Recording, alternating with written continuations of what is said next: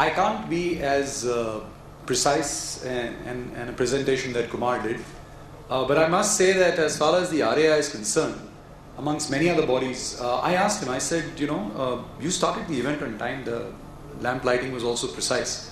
So he's saying our stores start on time. So that sets the tone and sets the message really well.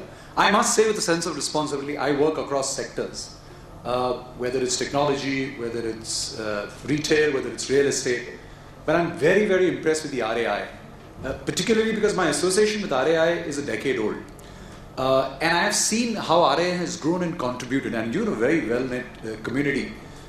You're able to sort of not only create, work towards policy, and like you rightly said, you contribute and work with government. I am not made a presentation, but what I'm going to tell you is share my experiences with the RAI and the retail industry. Lawyers by nature are very dull, boring, so we can't make very interesting discussions. We only go into court and fight with people. But I'm going to try to make it a little lively and interesting as to how my experience and journey in the last decade has been with the retail industry. First of all, I must thank Kishore Biyani and his team for giving me an opportunity to actually come into the retail sector. We always did litigation, and I remember this association goes back a long way. The first matter that I ever did, and I think most of you would face this, this was when retail was booming and real estate was sort of growing in such a big way. We had a developer, like most developers are. I act for some of the developers even today. And it was a very large marquee property. And there was an MOU entered, and the developer typically wanted to renegotiate rentals. I'm sure most of you have faced that. So I remember Pankaj coming to me and Kishorji saying that, look, what do we do? I said, just leave it to me. One thing that I must say with a sense of responsibility is the faith that the client reposed in us is very important. We were able to go and get an ex-parte order on an MOU with a minimum consideration paid and lock the transaction.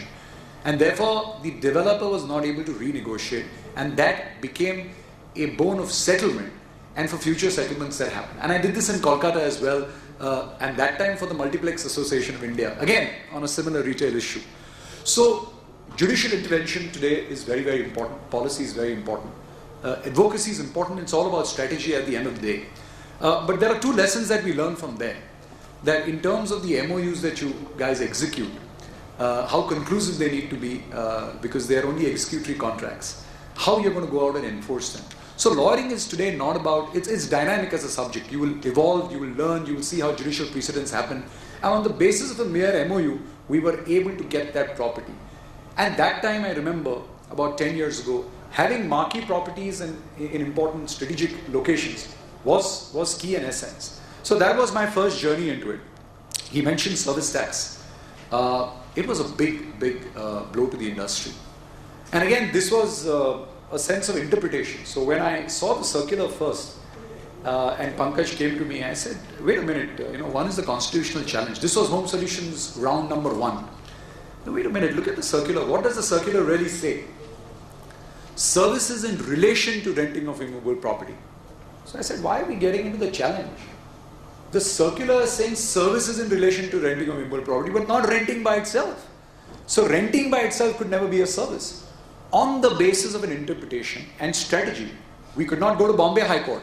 Bombay High Court was not the best court to go for. So we took the initiative as Home Solutions, and of course this was with the effort of RAI and everybody and all the members conclusively. I remember we had a lot of brainstorming sessions because the risk was so high that you were taking on the government at that time. And let me say this, in a democracy and in a vibrant democracy, litigating by itself is never bad. So taking on the government for the righteous cause is always, and ultimately, what's the sequitur, where do you go to? We were able to go at a stay, not in one high court starting in Delhi, in 5 high courts. Ultimately, the matter ended up in Supreme Court and we have a liability. But as Kumar rightly was discussing over a cup of coffee, that's now where RAI plays a bigger role. There is penalty, there is interest. Cannot there be an amnesty for this? Can there not be a discussion that RAI can take an initiative, make a proper representation and take it to its logical end? So this was my journey into service tax and quite a battle. We were not fortunate to go before 5 judges, others would have gone. But that was service tax on renting of immovable property. I must say a little more about the sector. You have private equity in this sector. Now, private equity has its own flaws because ultimately you look at an IRR and you see how private equity investments happen. We've had classical cross-border disputes for retails. One was a very celebrated arbitration that we did in Singapore, again with your colleagues. And it was a typical retailer where, it was a typical FDI where ultimately, there were restrictions. And a JV model was created. They wanted to part away from that. They said, no, you must do retail. We used that very reason that you can't breach policy, on the basis of which a claim that was made against my client was dismissed and a counterclaim was not allowed. But we used policy and regulation to win that international arbitration. And all kudos to the team that really worked on that. I think the Retailers Association, in the agenda that you've set forth for yourself, has a lot to achieve and a lot to do. I think the first form that I see in terms of where your business is going, like the petition that you did for Marketplace. Again, I think that was very unique. I don't see very many associations collectively thinking up to their speed. And like I said, please don't be in fear of litigation. Obviously, it's good for us because we get business out of it.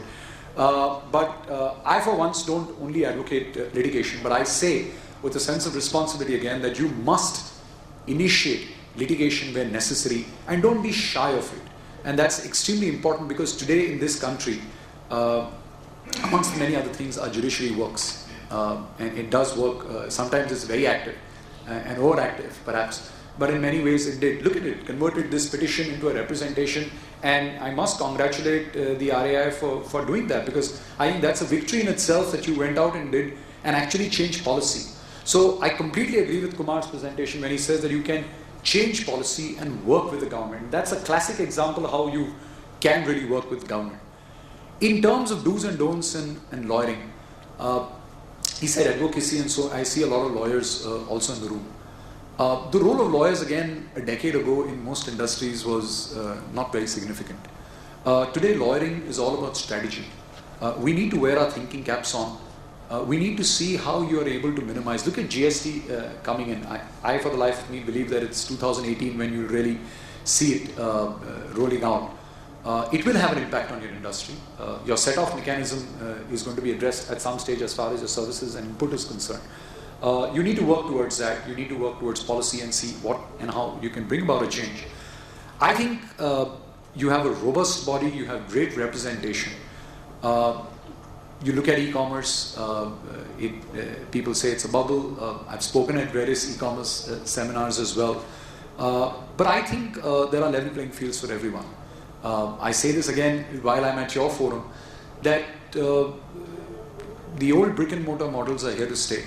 I think people understand retailing. I met the H&M gentleman here who's here, and look at the brand, the way it's announced itself.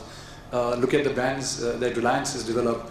Future obviously has sort of gone ahead and sort of marched the steel over so many. It's all about competition, brands.